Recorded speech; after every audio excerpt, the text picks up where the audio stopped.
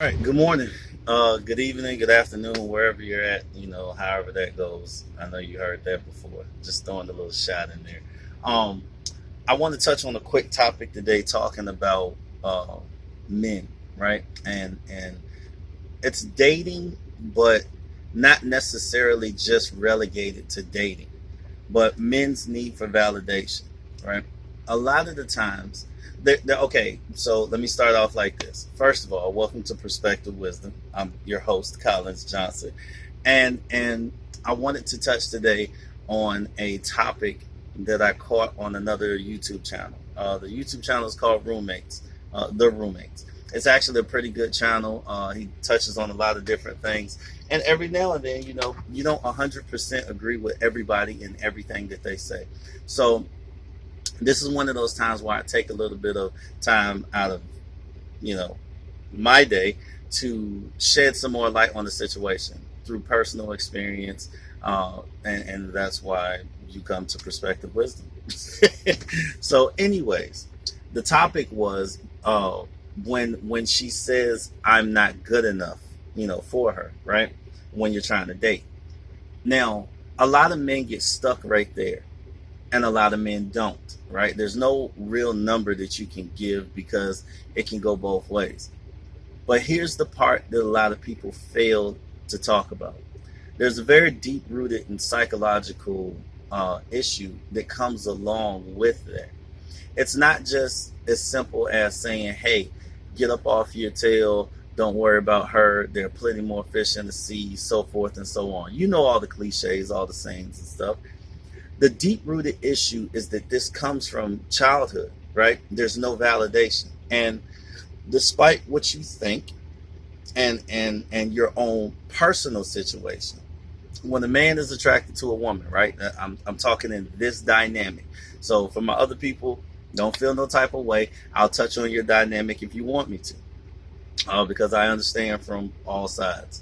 From when a man is attracted to a woman, that attraction is gradual. You grow into attraction, right? But it starts from the home level.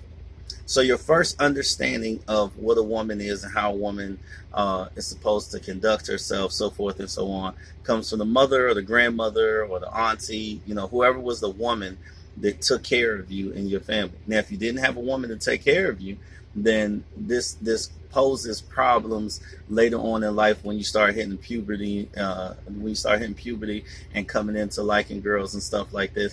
This is where a lot of identity crises come from, because there's no initial attachment. There's no initial grip on femininity for the man. Now, why does that cause the problem later on in life? Because let's just say you have a normal, average situation.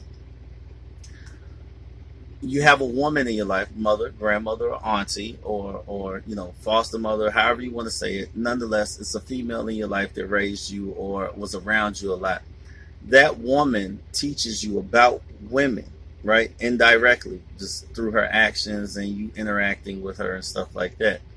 And I'm talking about from a child. As you grow older, you have a certain outlook on women, and it's ingrained in you. So now when you hit puberty, your emotions change, your psychology changes, your thought process changes, right? Because you change every 7 to 9 years. By the time you get 9 years old, you're pretty much the person you're going to be outside of a tragic event happening to you, that would change your course of thinking. But it's just normal, average life. And that's what we're going to start with, baseline. You look at things in a certain way, and you build upon that. So now by the time you get to your last year in middle school, first year in high school, so forth and so on, your psychology about women is ingrained from the women that you dealt with from 1, 2, 3, 4 years old all the way up until where you're at now. A lot of men who are older, 20s, teens, 20s, stuff like that, and they're trying to get into the dating scene, depending on their relationship with their mother, grandmother, auntie, or whoever the woman is that raised them, will depend on the type of women that they look for, right? Not that you attract the women that your personality says, because like-minded people attract, like-minded people come into the same space. They say opposites attract, but that is an absolute lie. And I'll tell you why that's a lie later on. So sorry, got the sun all in my face. So anyways, let's make this quick. I'm not gonna take a long time. Now if you want me to expound upon this, just let me know in the comment section and I'll answer whatever questions you have, as long as they're not too crazy. But anyways, so you go into the dating game looking to establish a relationship with a woman that has similar character traits, the ones that you like, that you grew up with. Now, when you find that, you tend to gravitate towards it. But here's where the issue comes in. Women are taught differently growing up in their households because they have a myriad of emotions that they go through at any given time. And sometimes that can cause problems when they're trying to date a man, right? When they're trying to date the man.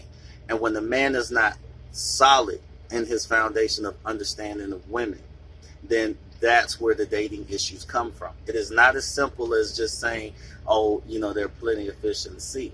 You have to understand how that man was raised, how he grew up, and what were the things going on in his life in order to give him not advice, but the guidance he needs in order to step into the dating game. Otherwise, you're just throwing him to the wolves, putting the, out of the frying pan and into the fire type thing, and he's going to crash and burn. And then as he crashes and burn, hopefully he can gravitate towards something that'll help him learn in the right way. But a lot of men don't.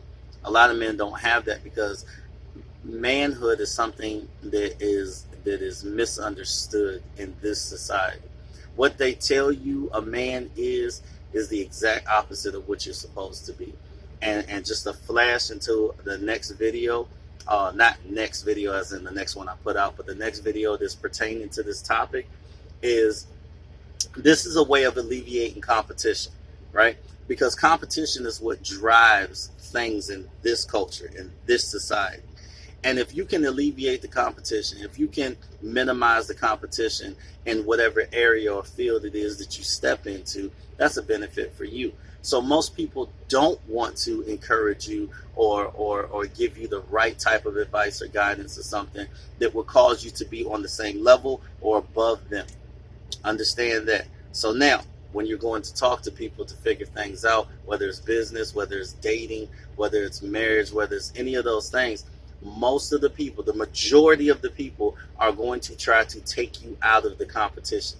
Sometimes they do it subconsciously, sometimes they do it consciously. But either way, you have to have the discernment to understand when somebody's trying to take you out of the competition, if that makes any sense. So, if you got any questions, leave them down in the comments below. I also have a Perspective Wisdom Instagram and Perspective Wisdom Facebook, in which I do lives and I talk about topics the same way this is. I'm going to start vamping up and giving more insight, putting more of my videos and content out there to talk about these situations because it's time.